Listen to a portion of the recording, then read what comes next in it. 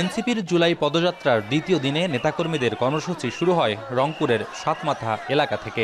কুড়িগ্রামের রাজারহাট অভিমুখে এই পদযাত্রায় পথে পথে দেখা মেলে মানুষের সঙ্গে। রাজারহাটে পৌঁছালে এনসিপির পথসভা রূপ নেয় জনসভায়।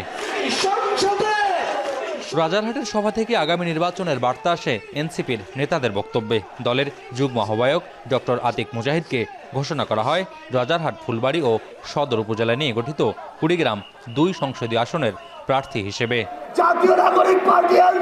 পদযাত্রার পথসভা থেকে যারা জনগণ ও মানুষের অধিকার বিরোধী অবস্থানে থাকবে কিংবা সন্ত্রাস ও চাঁদাবাজির পক্ষে থাকবে, তাদের বিরুদ্ধে এই বাংলায় বারবার গণঅভ্যুত্থান ঘটবে বলে হুঁশিয়ারি দেন এনসিপির আহ্বায়ক নাহিদ ইসলাম।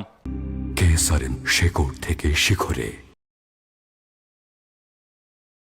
হাসিনা সরকারের পতন আমাদের মনে করিয়ে দেয়, কোন স্বৈরাচার, কোন ফেরাউন ক্ষমতার মসনদে চিরকাল টিকে থাকতে পারে না।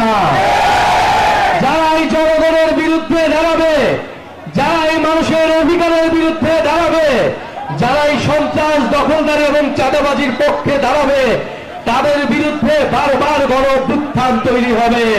চট্টগ্রামের পটিয়ায় এনসিপি বৈষম্য বিরোধী ছাত্র আন্দোলনের নেতাকর্মীদের উপর পুলিশের হামলার ঘটনার নিন্দা জানিয়ে নাহিদ ইসলাম বলেন, গণঅভ্যুত্থানের অগ্রনায়কদের উপর অন্যায়ভাবে কেউ হাত তুললে ফলাফল ভালো হবে না। এই গণঅভ্যুত্থানের সৈনিকদেরকে আবার আক্রমণ করা হয়েছে, আবার পুলিশে হামলা করা হয়েছে।